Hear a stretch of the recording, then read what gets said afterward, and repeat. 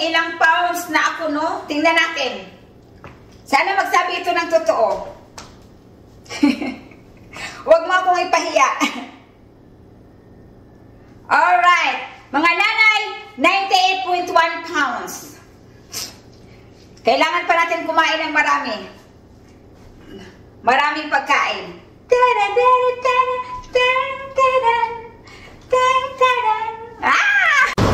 Hello everyone! Marami talagang nagtitrigger sa akin pag sumayaw ako. So ito mga kananay, nakikita nyo na itong palda na ito, no?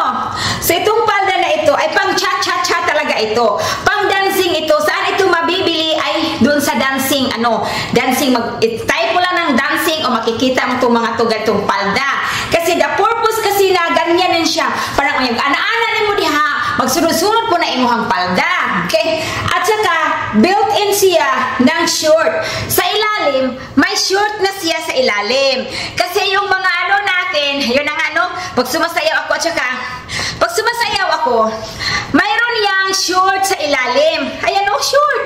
Short sa ilalim. Marami akong ganito, pagpili ka lang. Lahat na bumili dito ay ang asawa ko. Ayan po, short po yan siya, pang ilalim. Itong mga short na ito, mga kananay, ay pang dance talaga ito. Ito yung mga ginagamit ng pag mag-dance ka, yung halimbawa, mag-aral ka ng pag-dance, yan, ito ang sinusuot kasi gumaganyan-ganyan ka, why makita? Why makita? Kasi mga kananay, natitrigger talaga sila sa yung pagganyan-ganyan ko. Katulad dito, yung pagganyan-ganyan, bakit pa daw tinataas-taas ng palda? That is, spices yan sa sayaw natin. Yan, pagganyan mo, pa! Pero, mayroon naman yung short. Ang short, nga nung nag-short ka, puti ka ba? Lagom! Ano yan? Napagkamala na yung lawas nato, kung lawas bagyod ko nung yun ako, ewan ko, multo yan. So yung pagganyan, it's kind of teasing, like this. Pa! Pag sayaw mo, pa! May post yan siya. Iwan sa lubot, pa! Yung shoulder and the face expression. Diba? Mga kananay, simple lang yan. Pero pati baga mo dyan na exercise yan. Hindi yan ibig sabihin na nangaakit. Ang problema lang kasi madumi ang kanilang mga isip. Tsaka may short pa naman yan. Alam, may short pa yan.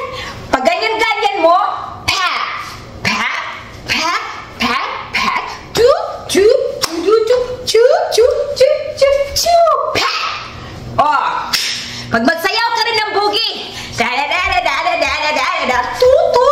mayroon pa nga yun. Itumbling ka doon sa balikat ng partner mo. Walang mga alam talaga. So, hindi ibig sabihin mga kananay na winakis-wakis ko yan. Walang dyan, may panty yan. Lining pa yan. Ay, may panty. May short yan, Yan, madumi lang talaga yung isip nila.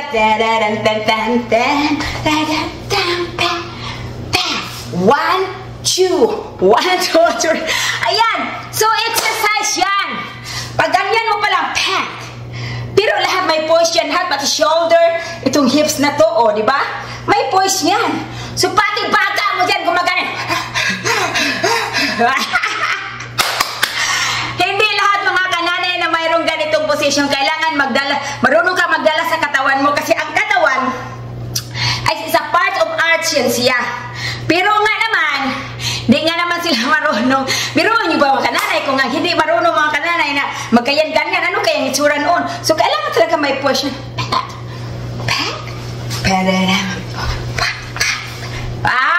Kailangan talaga na sassy ang dating.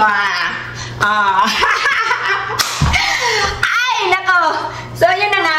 Yung pawakis-wakis. Ay, nag-trigger talaga sila. Bakit tawakis-wakis? Bisan wakison pa na tanan, kay naanay short ko.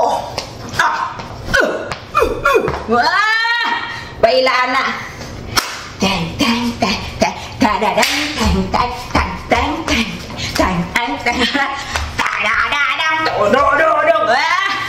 Tapos sabi na, matanda ka na. Ang nagngalan, mas matanda ba sa akin ng Willander? May matanda ba kaya? Ang liksi na katawan. Pa, pa. Bailaan naman ka na ako din na anak. Hello everyone, kumusta po sa inyo sa video na ito? Today is Friday. Pagkagaling ng asawa ko galing sa trabaho, ang sabi ko sa kanya, tayo pupunta sa store kay maghanap tayo doon ng makain natin. At sabay na rin mag-grocery mga kananay. So ayan na po, napunta kami dyan at kumain ng hapunan bago mag-grocery. So mga kananay, kailangan talaga ang pagkain sa atin. Kain is life talaga. Kaya pagkatapos yan, mag-grocery na naman. Pero mga kananay, masarap po yan ang dinner namin kasi steak yung dinner namin. Yun naman talaga dito, steak, mga ganyan, no? Tapos french fries or burger, yan ang pagkain nila.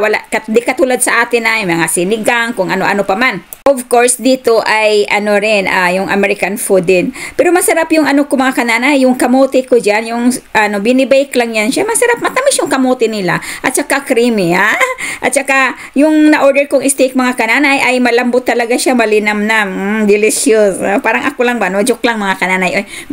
So, ang pinapartner ko dyan ay gulay. Steam gulay lang siya mga kananay kasi hindi nga ako pwede sa mga kung ano-ano pa man dyan mga kananay kasi baka mamaya mayroong harina na na matiwas tayo.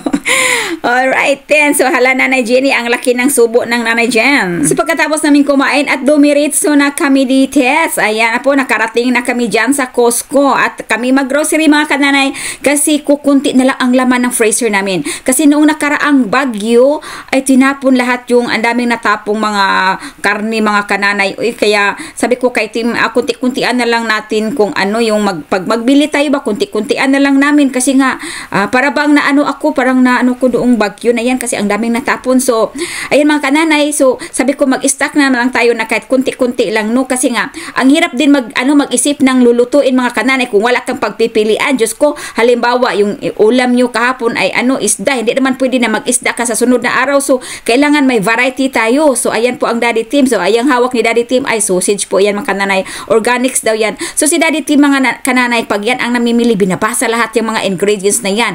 Pag mayroong siyang ayaw na ingredients ay so of course hindi rin yan bibilihin mga kananay. Hindi yan basta-basta bumibili. Tinitingnan talaga niya na natural lang ba, walang maraming mga preservative na nilalagay mga kananay. Kasi hindi daw maganda ang sabi niya.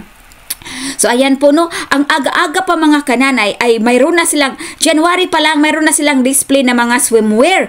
My goodness, pero wala akong size dyan mga kananay sa mga swimwear na yan kasi ang kanilang extra small mga kananay parang extra large pa rin sa akin ang dahil nga maliit nga naman ako. So kailangan ko talagang magpunta sa mga store talaga na mayroon talagang maliit na mga display ba. Ayan po, pumipili na si Daddy Tim ng jogging pants kasi nga gusto niyang ibibili si Matthew. Sabi ko, ang daming pambahay ni Matthew Tim at saka maanuhan din yan sa Bisaya pa, matubuan ba. So ayan na si Daddy Tim, tapos na kaming nag-grocery. Ay lumipat kami, iba na naman pala yung tindahan mga kananay kasi ang binili namin doon sa malaking tindahan ay mga isda lang yan. So lumipat kami dito sa maliit kasi nga ayaw ko sa karne nila doon sa Costco, gusto ko dito sa dito sa kabila mga kananay kasi mas gusto kong gamitin, masarap yung nila, mas masarap ang karne. Pero hindi ko nasubukan doon sa kabila, yung una naman pinuntahan nang dahil nga hindi man ako bumibili doon kasi kung saan kasi ako makabili na magustuhan ko, doon na ako bumalik mga kananay nang dahil nga baka yung binili ko doon at hindi ko magustuhan, masayang lang yung pera natin na binibili natin. So ayan po si Daddy Tim, nilalagay niya sa trunk ang mga pinamili namin. So ganyan yan siya kamaasikaso mga kananay. Mabait talaga yung husband ko kaya pag mag-aasawa kilatisin talaga ng maigi na mabait sa